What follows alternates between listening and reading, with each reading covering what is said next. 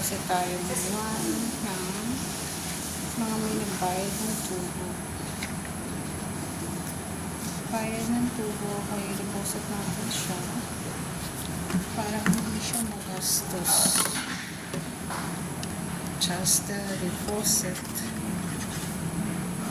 Because it savings for Facebook.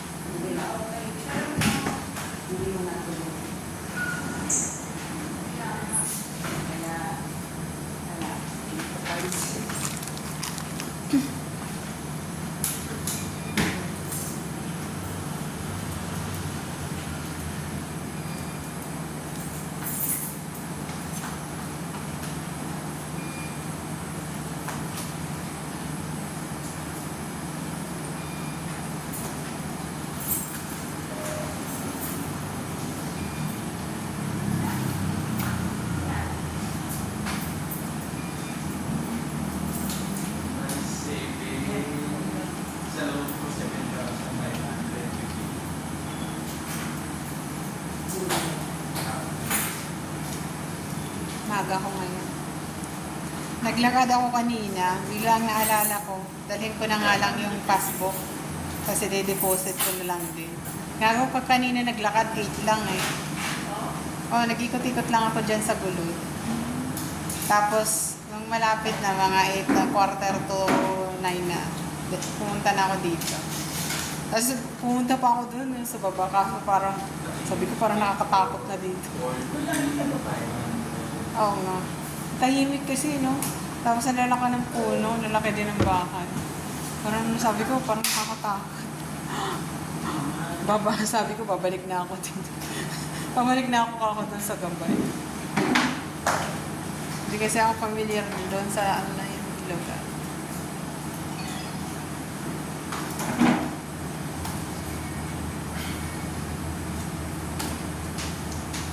Natatabad sana ako. Sabi ko, dalawang way ko. Pag ako hindi na tinamad, naglakad ako, tapos tutungo ako doon sa ano, i-deposit ko na yung mga nagtubo eh. Kaya sabi ko, baka mamaya madali pa ito, magastos ko pa ito eh. Mainam na ako deposit.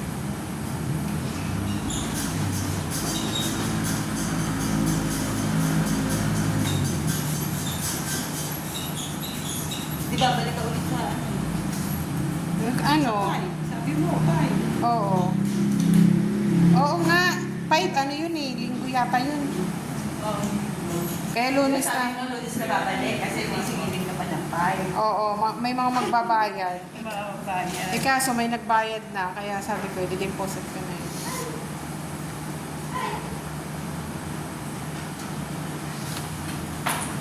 Para kapag may nangutang, may maano ako, may bibigay.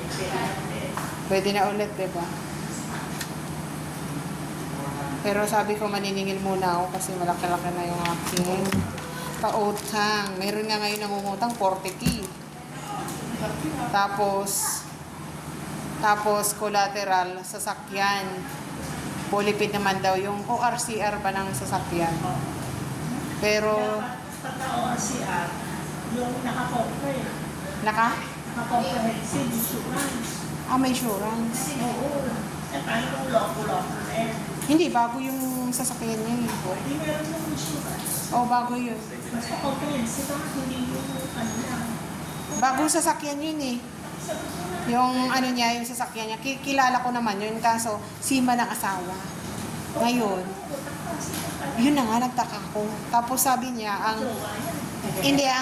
ang sabi, yung itiin daw ng asawa niya, siyang mahawak. Ngayon, may pinautang daw siyang friend niya na hindi daw nagbayad.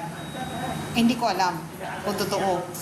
Ha? Sabihin niya, sa kanya, siya utang para sa pwede niya.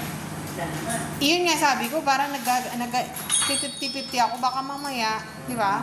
Hindi pala sa kanya, tapos, pero sabi naman niya, sa kanya daw yun. Pero, Tapos daw nakuha na, saktan ko yun.